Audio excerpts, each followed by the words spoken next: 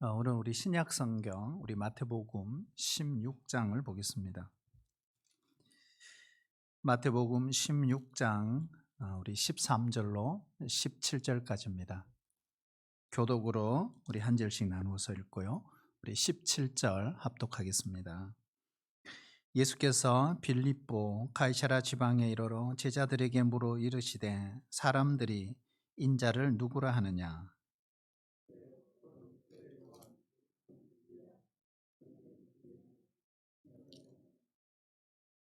이르시되 너희는 나를 누구라 하느냐?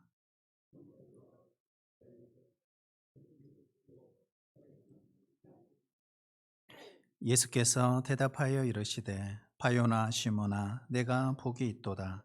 이를 내게 알게 한 이는 혈육이 아니요 하늘에 계신 내 아버지시니라. 아멘. 예수 그는 누구신가? 우리가 1년에 한두 번 정도 우리가 설교를 듣고 있습니다만은 사실 우리 신앙의 가장 중요한 핵심은 이겁니다. 예수 그는 누구신가? 사랑하신 여러분, 우리가 사순절 절기를 지나면서 다시 한번 나에게 있어서 예수님은 어떤 분이신가 하는 것을 깨닫고 그 예수님을 온전히 신뢰하고 믿음으로 살아가는 우리 성도들이 되시기를 축복합니다. 어느 초등학교 시험 문제에 이런 문제가 나왔습니다. 개미를 3등분하면 땡땡땡이다. 그래서 땡땡땡에 답을 적어야 합니다. 정답이 뭘까요? 머리, 몸통, 배였습니다. 그런데 엉뚱한 어떤 학생이 이렇게 답을 했어요. 개미를 3등분하면 땡땡땡 죽는다 이렇게 적었습니다. 사실 이것이 정답이 아닐까요? 우리가 학교 교육 현장에서는 시험이라고 하는 과정을 거치면서 학생들을 훈련하게 되어 있습니다. 그래서 중간시험, 기말시험, 때로는 우리 대학생들은 졸업시험까지 치릅니다. 예수님의 제자들과 함께 예수님은 3년간 제자 훈련을 함께 했습니다. 그리고 작별의 순간이 점점 가까이 다가오고 있었던 것입니다. 그래서 제자들에게 마지막 제자 훈련 졸업시험 문제를 두 가지를 냈습니다. 첫 번째는 사람들이 나를 누구라 그러냐. 두 번째는 너희는 나를 누구라 하느냐 하는 것입니다. 이것은 바로 기독교 신앙의 핵심이 무엇인지를 우리에게 가르쳐 주는 것입니다. 결국 예수님에 대한 이해가 기독교 신앙의 핵심이구나 하는 것입니다. 아마 여러 제자들도 대답을 했을 것입니다. 그러나 이 대답 가운데 오늘 성경에는 베드로의 그 고백이 백미였던 것입니다. 우리 16절 다시 한번 읽겠지만 암송하면 더 좋습니다. 같이 한번 읽을까요? 시작. 시몬 베드로가 대답하여 이르되 주는 그리스도시요 살아계신 하나님의 아들이시니이다. 아멘. 여러분 믿으세요? 베드로의 고백이 우리의 고백이 되시기를 축복합니다. 오늘 본문에 보면 베드로는 예수님을 세 가지로 고백을 했습니다. 첫 번째는 따라볼까요? 예수님은 그리스도이십니다. 여러분 믿으세요? 예수님은 그리스도이십니다. 이 그리스도라는 것은 히브리어로 표현을 하고요. 헬라어로는 메시아. 문자 그대로 해석하면 기름 부음을 받은 자라고 하는 뜻입니다. 구약에는 기름 부음 받은 직종이 세 가지 직종이 있습니다. 왕, 제사장, 선지자입니다. 그래서 이들이 취임을 할 때 양뿔에 기름을 채워 그들 머리 위에 부었던 그 예식을 행하게 됩니다. 이 왕이라는 의미는 어떨까요? 왕은 바로 다스리는 자입니다. 가장 중요한 질문이 이거죠. 누가 나를 다스릴 것인가 하는 것입니다. 선지자는 하나님의 입, 가르치는 자입니다. 누가 나를 바른 진리로 가르쳐서 진리로 인도할 것인가 하는 것입니다.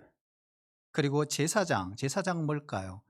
하나님께 속죄의 제사를 드려서 하나님과 우리 사이에 다리 역할을 하는 존재입니다. 가장 중요한 질문이 있다면 이거죠. 누가 내 죄의 문제를 해결해 줄 것인가? 그래서 이스라엘 백성들은 수많은 흔들리는 왕들, 거짓 선지자들, 그리고 성실하지 못한 제사장들을 그들은 경험했습니다. 그리고 어느 날 역사의 현장에 때가 되면 하나님께서 직접 기름을 부어 주셔서 왕과 제사장과 선지자의 역할을 함께 감당할 분이 오실 것이라고 그들은 기다리고 있었습니다. 그런데 어느 날 가이사랴 빌립보에서 베드로가 예수님을 이렇게 고백했습니다. 따를까요? 예수님은 그리스도이십니다.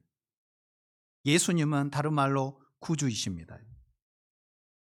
이 대답을 들은 예수님이 얼마나 기뻐하셨는지 몰라요. 그래서 오늘 17절에 말씀해 보시면 바요나 시모나 네가 복이 있도다. 이를 내게 알게 한 이는 혈육이 아니요 누구예요? 하늘에 계신 내 아버지시니라. 결국 내 아버지의 도움으로 내가 바로 이 진리를 깨달았구나. 베드로를 오늘 칭찬하고 계시는 예수님. 한번 따를까요? 예수 그리스도.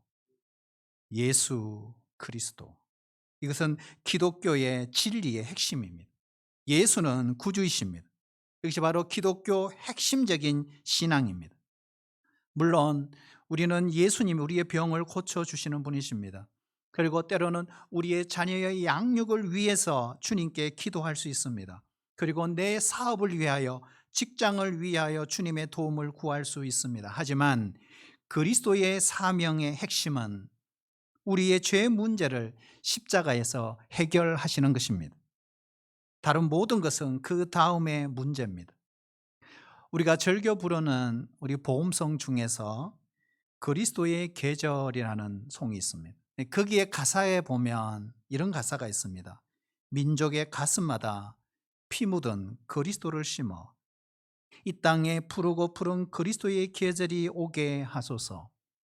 왜 피 묻은 그리스도라고 했을까요? 바로 이 그리스도라고 하는 그 이름에 십자가의 보혈의 은혜가 풍성히 담겨져 있다는 것입니다. 그러므로 그리스도의 십자가의 복음이 전해졌을 때 여러분 가정이 살아날 줄로 믿습니다. 민족이 살아날 줄로 믿습니다. 저와 여러분이 구원받을 줄로 믿습니다. 그럼에도 불구하고 우리는 때로는 이 예수 그리스도라는 이 말을 너무 흔하게 듣다 보니 이 제대로 된 이 복음의 진리 핵심을 놓치고 살 때가 많다는 것입니다. 운동을 열심히 하는 운동부 소속 선수가 있었습니다. 어느 날 열심히 공부를 했어요. 그리고 시험을 치러 시험장에 왔습니다. 그럼 맨 앞줄에 앉았습니다. 열심히 했다는 거죠. 그런데 마지막 시험 문제가 뭐냐? 학교 이름을 한문으로 쓰라는 것입니다. 그래서 시험 마치는 시간이 가까이 왔습니다. 그 교실 안에 갑자기 학생들이 웅성거리기 시작을 했어요. 알고 보니까 바로 그 운동선수 유니폼 뒤에 보니까 학교 이름이 한문으로 적혀 있었던 것입니다. 네. 그러나 정작 유니폼을 입고 있는 그 운동부 학생은 전혀 답을 적지 못했다는 이런 에피소드가 있습니다. 정답과 가장 가까이 있는 그 사람이 오히려 정답을 알지 못하는 오류, 어쩌면 지금 우리도 그런 오류에 빠질 수 있습니다. 여러분, 예수, 그분은 누구신가요? 바로 예수가 그리스도이십니다. 예수가 구주이십니다. 이것이 바로 기독교인 것입니다. 두 번째로 따라할까요? 예수님은 하나님의 아들이십니다. 예수님은 하나님의 아들이십니다. 사실 우리가 하나님의 아들 이야기를 많이 듣지만 무슨 뜻인지는 구체적으로 생각해 보지 못했을 수도 있습니다. 예수가 하나님의 아들이라는 이 고백이 무슨 의미일까요? 한마디로 정리하면 결론은 그겁니다. 예수는 따를까요? 예수는 하나님이십니다. 이 말이에요. 예수는 하나님이시다 이런 말입니다. 우리가 이렇게 질문을 바꿔볼 수 있습니다. 사람의 아들은 사람이다. 맞아요? 틀려요? 맞죠? 사람의 아들은 사람이죠. 그러면 하나님의 아들은 하나님이겠죠. 자, 사람은 사람을 낳습니다. 그러니 하나님이 낳은 아들이면 당연히 하나님이시겠죠. 그러므로 하나님과 하나님의 아들은 본성과 속성이 동일합니다. 우리는 이것을 좀 어렵지만 삼위일체 이렇게 표현합니다. 아버지와 아들은 위격이 구별되지만 본질상 속성은 동일하다는 것입니다. 그러므로 하나님 아버지와 하나님의 아들이신 예수님은 뭐라고요? 하나님이시다. 이것을 사도 요한도 요한복음 1장 1절에서 증거하고 있습니다. 예수님도 이렇게 말하잖아요. 나와 아버지는 하나이니라. 네, 하나이니라. 결국 예수님은 하나님이시다. 성경의 증거가 차고 넘칩니다. 하나님이 아니시라면 하실 수 없는 일들을 예수님은 많이 행하셨습니다. 우리와 차원이 다른 것입니다. 물리로 걸어가신 예수님, 오병이의 기적을 행하신 예수님, 죽은 자를 살리신 예수님, 풍랑을 잔잔케 하시는 예수님, 잘 나가는 아버지를 두고 있으면 재벌 2세나 3세들은 함부로 돈을 쓰기도 합니다. 때로는 갑질로 방송을 타기도 합니다. 우리가 역사의 이 제국의 스토리를 보면 이 제국의 제왕들의 아들이 방탕하고 때로는 권력을 함부로 남용했다가 나라가 망하는 경우가 많습니다. 잘 나가는 그런 아버지를 둔 자녀들이 그 힘을 절제하지 못하고 함부로 요즘 잘하는 부모 찬스를 쓰다가 망하는 경우도 많습니다. 그러나 하늘과 땅의 권세를 가지신 하나님의 아들이신 예수님, 그분은 하나님이시지만 전혀 우리와 달랐습니다. 예수님은 한 번도 자신에게 주어진 그 엄청난 일을 자기 자신을 위해 서신 적이 없습니다. 우리가 예를 한번 들면 마귀가 예수님을 광야에서 유혹을 하고 시험을 했습니다. 너가 하나님의 아들이라며 그렇다면 이 돌들을 떡덩이로 만들어 보지. 네가 하나님의 아들이라면 바로 이 높은 성전의 꼭대기에서 한번 뛰어내려 봐. 그러면 많은 사람들이 아, 진짜 하나님의 아들이구나.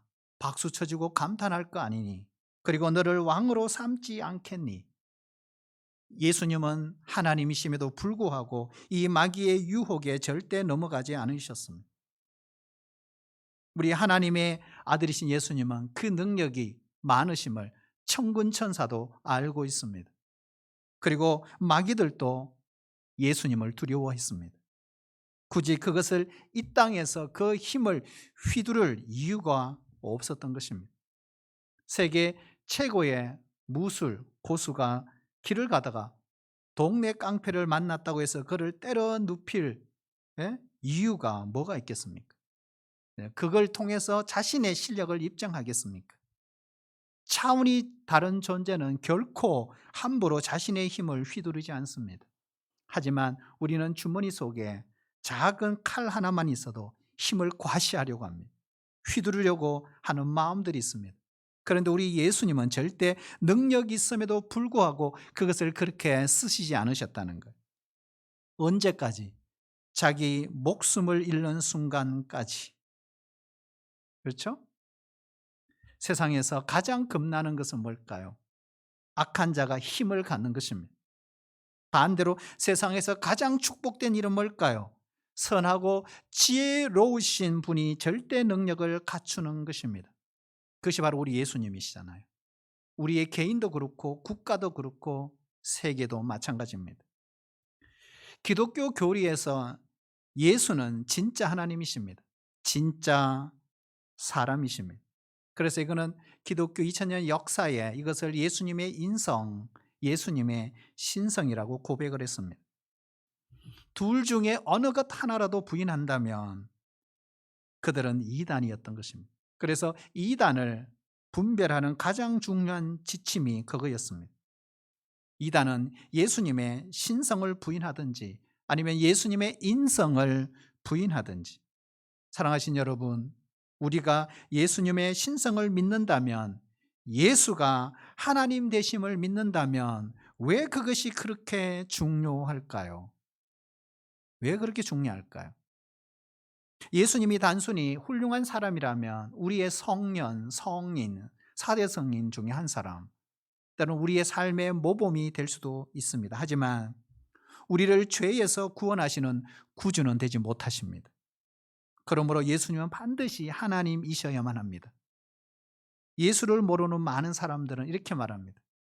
세상에 이 많은 종교가 있는데 왜 하필이 기독교만이, 예수만이 구원의 유일한 길이라고 말하는가? 기독교는 독선이 아닌가?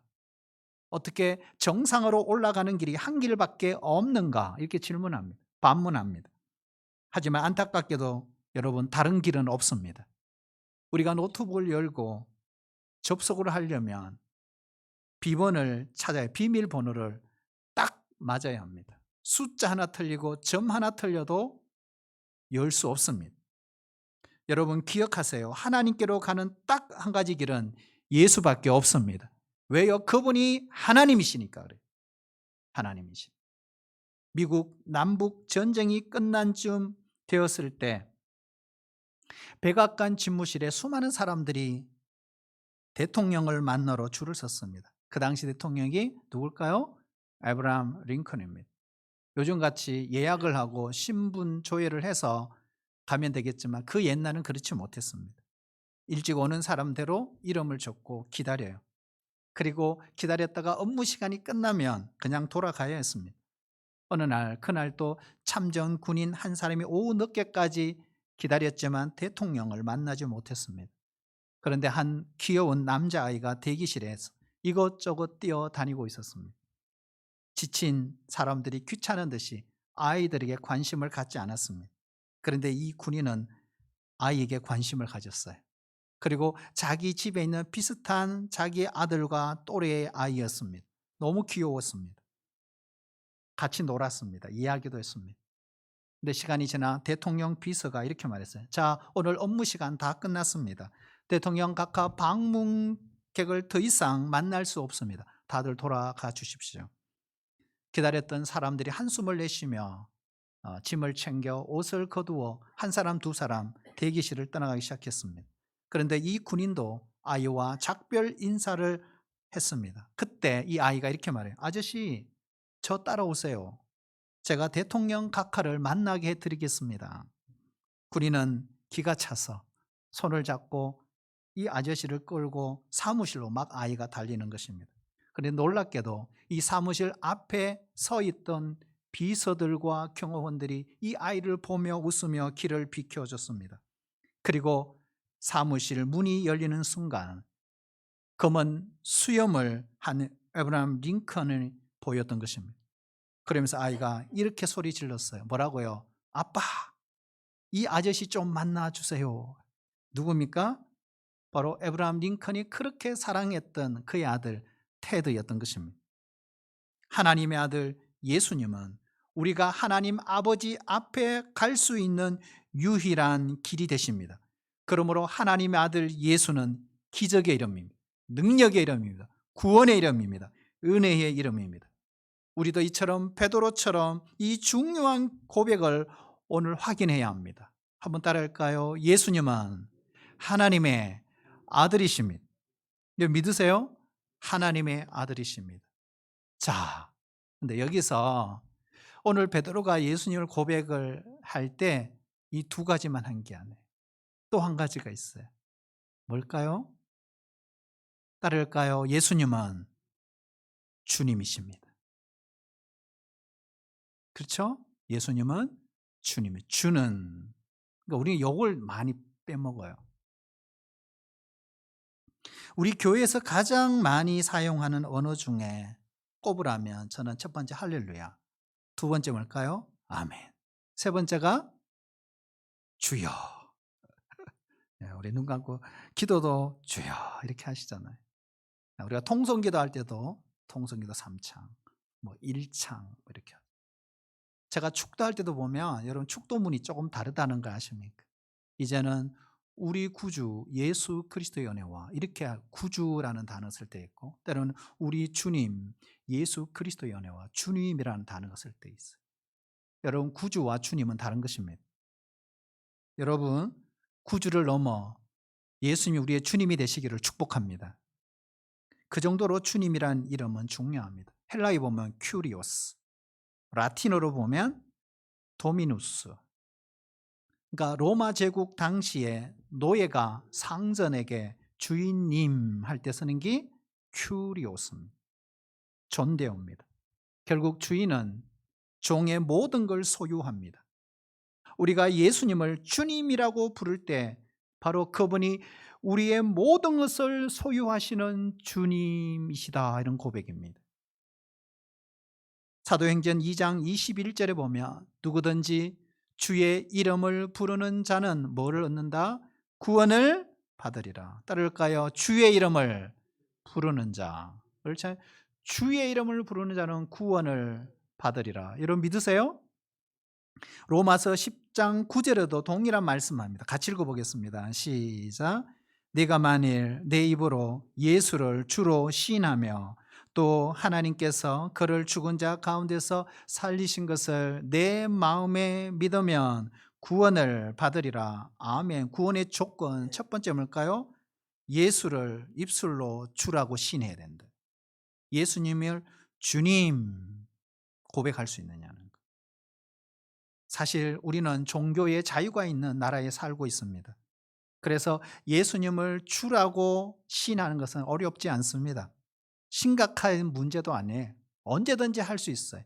그러나 당시 초대교회 성도들은 달랐습니다. 큰 대가를 지불해야 되는 엄청난 일이었습니다. 왜요? 로마 제국은 황제를 신으로 예배하라. 바로 황제 숭배 사상, 황제를 신격화했습니다. 이런 사상을 노골적으로 강요했습니다. 이제는 황제는 시저가 아닙니다. 황제는 나의 주님이십니다. 나의 하나님이시다. 이 고백을 해야 된다는. 그러나 우리 성도들은 그렇지가 않았어요. 말씀 내려주시면 됩니다. 성도들은 하나님 외에 다른 신들을 섬기지 말라. 이것을 생명처럼 그들은 붙들고 있었기 때문에 결코 황제 숭배를 받아들일 수가 없었던 것입니다. 특히 소아시아에 두아디아라고 하는 시가 있습니다. 두아디라. 여기에 보면 황제 신격화를 가장 강력하게 주장했던 도시입니다. 기독교인들은 장사를 못했습니다. 심지어 일반 시민들에게 베푸는 이자율 1%인데 기독교인들은 이자율 50%를 매겼습니다. 감옥에 가두고 며칠씩 굶기도 하고 아이들은 학교에서 따돌림을 당하고 놀림을 당했습니다. 그래도 버틴다. 그러면 기독교인들을 체포했습니다. 재산을 몰수하고 추방시켰습니다. 그 당시에 추방이라는 것은 로마 제국 바깥으로 나가는 것입니다. 당시 사람이 살 수 있는 땅은 다 로마가 지배하고 있었어요. 어디에 살까요? 그들이 살았던 곳이 사막과 광야입니다. 그래서 히브리서 11장에 보면 그 표현을 하고 있는 것입니다. 심지어 어떤 성도들은 박해를 피하여 지하 동굴 카타콤으로 숨어들었습니다. 만약에 우리가 그 당시 신자라면 이 모든 것을 감수하고도 예수님을 주라고 고백할 수 있겠습니까? 우리는 너무나 쉽게 주여라고 하는 표현을 쓰고 있습니다. 그러나 당시 초대교회 성도들은 이 한마디가 그들의 운명을 갈라놓았던 것입니다. 황제가 아닌 예수만 나의 주님이시라고. 그래서 각오를 해야 합니다. 엄청난 대가 지불을 치러야 합니다. 우리 예수님도 너희들이 내 제자가 되려고 하느냐? 그렇다면 자기를 부인하고 자기 십자가를 지고 나를 따라야 할 것이니라. 그러니 주님을 따르기로 하기 위해서는 치러야 될 대가가 있다는 것입니다.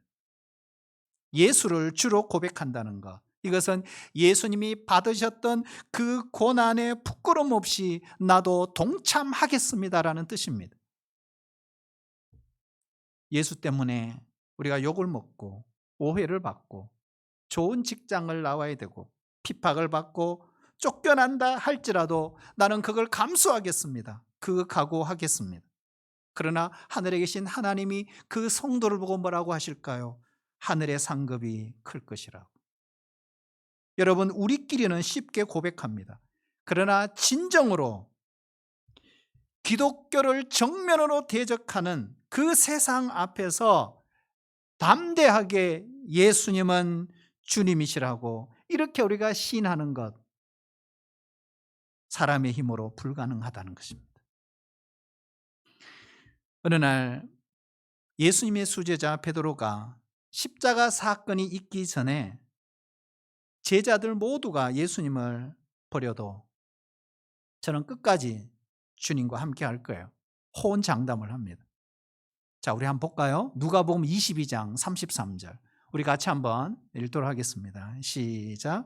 그가 말하되 주여 내가 주와 함께 오게도 죽는 데에도 가기를 각오하였나이다. 아멘. 오늘 베드로가 보세요. 주여. 이렇게 고백하잖아요. 저는 오게도 갈 거예요. 주님과 함께. 죽임을 당하는 그곳까지 주님과 함께 갈 거예요. 자, 여러분 이 말을 했을 때 저는 생각하기를 베드로는 진심이었다고 생각합니다. 그러나 예수님을 부인하지 않는 것은 인간적인 각오, 결심, 결단으로 결코 할 수 없는 일이었습니다. 왜냐하면 이때 베드로는 예수님을 주여 부르는 이 시점에 예수님이 뭐라고 했습니까? 오늘 밤 닭 울기 전에 네가 나를 3번 부인할 것이다. 그러나 실제로 그렇게 됐습니다. 바로 인간의 신앙의 한계입니다. 사람들 앞에서 입술로 주님을 시인하는 것, 결국 인간적인 힘으로 안 된다는 것입니다. 그래서 오늘 예수님도 내 아버지가 도우셔서 네 입술로 깨닫고 말한 것이라고 한 것입니다. 훗날 베드로는 성령을 받고 나서야 세상의 그 어떤 무서운 권세 앞에서도 예수님은 주님이라고 부인하지 않게 된 것입니다. 베드로를 포함해서 초대교회 모든 성도들은 오늘날 우리와 똑같이 연약한 인간이었습니다. 그러나 성령께서 그들을 붙들어 주셨기 때문에 그 어떠한 혹독한 대가를 치르며 로마 황제가 아닌 예수가 주인이라고 고백할 수 있었던 것입니다. 어떤 집사님이 책을 읽고, 우리 순장님이신데요, 목사님, 폴리갑이 화형을 당하는 모습을 보고 과연 내가 이런 일을 감당할 수 있을까? 이렇게 느낀 점을 적었습니다. 여러분 어떻게 생각하세요? 가능할까요? 가능할까요? 사랑하신 여러분, 우리에게 성령 충만이 필요합니다. 성령 충만. 성령께서 붙들어 주시지 않으면 우리는 결코 이 적대적인 세상 앞에 예수를 주로 고백할 수가 없습니다. 반대로 성령께서 붙들어 주시기만 하면 예수님은 우리의 주님이시라고, 우리 안에 내적인 충동으로 담대함을 하나님이 주실 줄로 믿습니다. 볼지어다 내가 문 밖에 서서 두드리노니 누구든지 내 음성을 듣고 문을 열면 내가 그에게로 들어가 그와 더불어 먹고 그는 나와 더불어 먹으리라. 아멘. 여러분 아멘이시죠? 너무 좋은 말씀이에요. 그냥 읽어도 은혜가 되는 말씀이에요. 근데 여러분 과연 그런 말씀일까요? 그런 말씀일까요? 여러분 이 말씀은 불신자에게 준 말씀이 아닙니다. 이미 예수님을 믿고 있는 라오디게아 교회 성도들에게 주신 말씀입니다. 이게 무슨 말일까요? 예수님을 믿는다고 하면서 아직도 자기 인생의 주인은 자기라고 착각하는 성도들에게 주시는 말씀이라는 것. 여기 말씀에 보면 주님이 막 문을 두드리신다 그러죠. 노크하십니다. 내 인생에 아직 주님이 아닌 내가 주인 노릇하려고 하는 그 문, 꽉 닫고 있는 그 문, 그 영역이 있다는 것입니다. 어떤 사람은 자녀 교육만은 자기가 주인이 되려고 하는 사람들이 있어요. 주님이 못 들어오도록 문을 꽉 잠궈버립니다. 어떤 사람에게는 그것이 부동산일 수 있습니다. 어떤 사람에게는 그것이 사업일 수 있습니다. 주님을 내 삶의 주인으로 모시고 있다고 하면서도 어떤 영역에서만큼은 주인이 아니에요. 객이에요. 게스트룸에 모시고 있어요. 안방이 아니에요. 말로는 예수가 내 인생의 주인이라고 말합니다. 실제로는 주인이 아니에요. 내가 주인 노릇을 하는 그 방문들을 오늘 주님은 일일이 돌아가면서 끊임없이 노크하고 계십니다. 그것도 포기하지 않으시고 계속 두드리신다. 근데 여러분 감사해야 되는 거예요. 노크하시는 거 감사해야 돼요. 왜요? 문을 부수지 않고 들어오시는 게 감사한 거예요. 우리 인간의 자유의지와 인격을 그만큼 존중하시는 우리 주님이세요. 어쩌면 저와 여러분이 주여라고 할 때마다 예수님은 우리에게 질문을 던져요. 내가 진짜 네 인생의 주인이 맞아? 여러분 어떻습니까?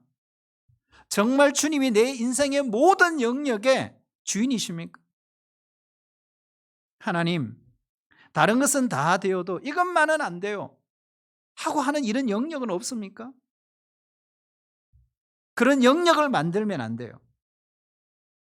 다른 건 다 주님의 뜻대로 따르겠지만 자식 문제만큼은 내 뜻대로 하겠습니다. 돈 문제만큼은 내 뜻대로 하겠습니다. 예외 조항을 만들면 안 돼요. 하나님은 언제든지 예외 조항을 공격하실 거예요.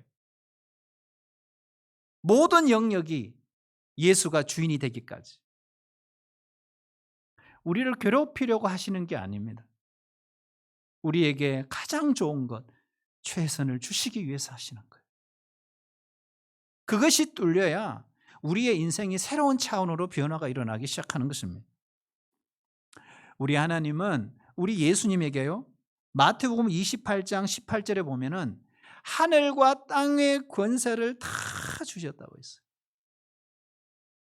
그러므로 우리 예수님은 하늘과 땅의 권세를 다 갖고 계시는 분이에요.